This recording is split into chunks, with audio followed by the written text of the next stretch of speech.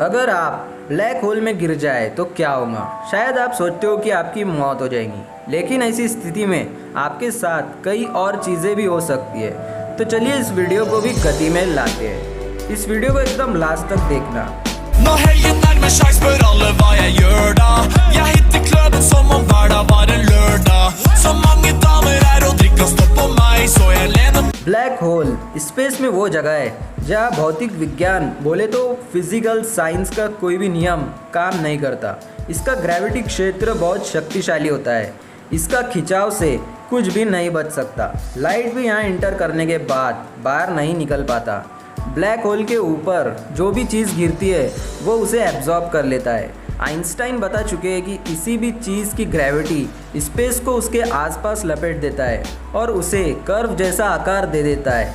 मान लीजिए कि आप किसी ग्रह पर जीवन की तलाश में निकले हो या फिर अंतरिक्ष यान से बाहर निकले हो और तभी अचानक ब्लैक होल की चपेट में आ गए।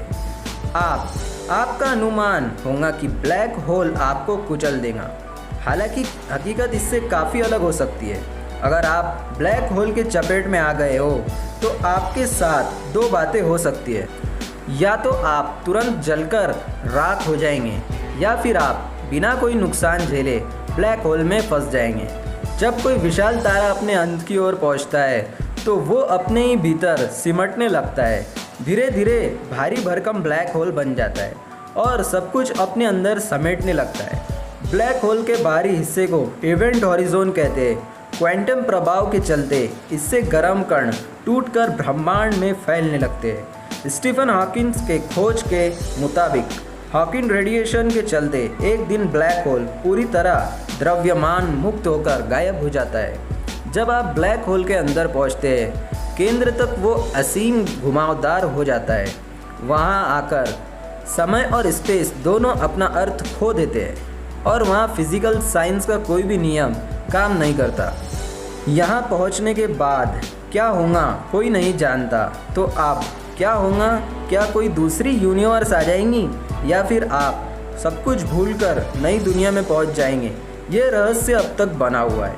मान लीजिए कि आपके सफ़र में एक साथी जॉन है। जॉन वो बाहर से खड़ा होकर ब्लैक होल के अंदर आपको जाते हुए देख रहा हो।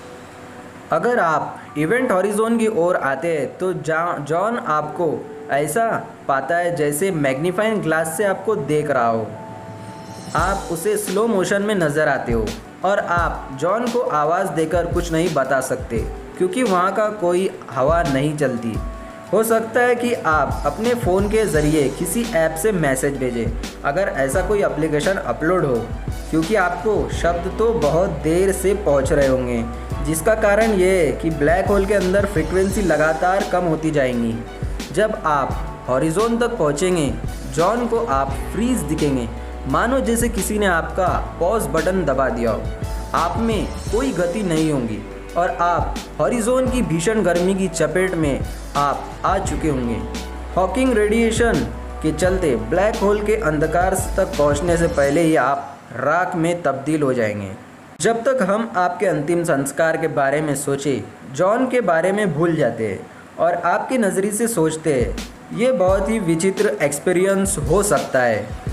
जैसे ब्लैक होल में गिरने के बाद आप नेचर के रहस्य को खोजते हुए बिना किसी झटके के ब्लैक होल में गिरते चले जाएंगे। ये फ्री फॉल जैसा होगा जिसे आइंस्टाइन ने हैप्पीएस्ट थॉट कहा था। इवेंट हॉरिजॉन नाम की अगर कोई चीज़ होती भी है तो ये आपकी चिंता का विषय अभी नहीं है। ये ज़रूरी है कि ब्लैक होल का आकार छोटा हुआ तो आपको दिक्कत हो सकती है। गुरुत्वाकर्षण का असर तब तक आपके पाँव में ज़्यादा महसूस होगा सिर के बजाय। लेकिन मान लेते हैं कि ब्लैक होल हमारे सूर्य से बड़ा है। एक हकीकत ये भी है कि आप अपना पूरा जीवन बड़े ब्लैक होल में सिंपली बिता सकते हैं। वैसे कितना सिंपल हो सकता है ये सोचने की बात है, क्योंकि इसमें टाइम और स्पेस का कोई नहीं होगा। आपकी कोई इच्छा काम नहीं करेगी, आप दूसरी ओर पलट भी नहीं सकते। जब आप इसके बारे में सोचते हैं तो पाते हैं कि ये समय से जुड़ा अनुभव है। समय सिर्फ आगे बढ़ता है, पीछे की ओर नहीं बढ़ता। ये हमारी इच्छाओं के खिलाफ भी बढ़ता है और हमें पीछे टर्न लेने से रोकता है। यानी साफ है कि आप ना ही ब्लैक होल में पलट सकते और ना ही ब्लैक होल को छोड़कर भाग सकते हैं। ऐसे वक्त में आपके दिमाग में एक सवाल ज़रूर उछल कर सामने आएगा कि जॉन के साथ क्या हुआ था। वो आपको इवेंट हॉरिजॉन की सतह पर क्योंकि जलाने पर उतारू था। दरअसल जॉन तार्किक ढंग से सोच रहा था। उसके नज़र में आप ब्लैक होल में जल जाएंगे, लेकिन ये कोई भ्रम की स्थिति नहीं है। वो आपके अवशेष को जमा करके आपके परिवार को भी भेज सकता है। लेकिन ब्लैक होल के अंदर जाते ही जॉन के फिजिकल साइंस के रूल आप पर काम नहीं करेंगे। वहीं दूसरी ओर फिजिकल साइंस के रूल्स के मुताबिक आप हॉरिजॉन के अंदर सीधे जा सकते हैं बिना हाई टेम्परेचर के पार्टिकल से टकराए। नहीं तो आइंस्टाइन की हैप्पीएस्ट थॉट और सापेक्षता के सिद्धांत का उल्लंघन होगा। इस लिहाज से फिजिकल साइंस के मुताबिक आपके साथ दोनों में से कोई भी स्थिति हो सकती है। आप ब्लैक होल की बाहरी सतह पर जलकर खाक हो सकते हैं या फिर उसके अंदर आसानी से पहुंच सकते हैं। 2012 की गर्मियों में अहमद अलमेरी, डोनाल्ड मैरोल्क, जॉय पॉल्चिस्की और जेम्स सुले, इन्हें साथ में AMPS भी कहते हैं, इन्होंने ब्लैक होल को लेकर अब तक की हमारी सोच को बदल डाला। इन चारों भौतिक वैज्ञानिकों के मुताबिक ये पॉसिबल है कि ब्लैक होल के इवेंट हॉरिजॉन के अंदर जाए बिना अंदर की इंफॉर्मेशन के। इसके लिए इन साइंटिस्ट ने क्वांटम मैकेनिक्स और आइंस्टाइन के सिद्धांतों का सहारा लिया। उनके मुताबिक अंतरिक्ष में एक दूसरे से दूर की चीज़ों का जुड़ाव हो सकता है। वो एक के ही दो हिस्से होते हैं। हालांकि इस सिद्धांत से कोई भी नतीजा नहीं निकला। ये मूलभूत फिजिकल साइंस का बड़ा सवाल अब भी बना हुआ है। New Jersey state Princeton university के डैनियल हार्लो और स्टैनफोर्ड यूनिवर्सिटी कैलिफोर्निया के पैट्रिक हाइडन ने ये पता लगाने की कोशिश की कि स्पेस की दो चीज़ों को या आपका और ब्लैक होल के अंदर का जुड़ाव किस तरह का है। 2013 में इन दोनों ने पाया कि अगर सबसे तेज़ कंप्यूटर से भी ये पता लगाने की कोशिश की जाए तो इस जुड़ाव को पता लगाने में काफ़ी वक्त लगेगा।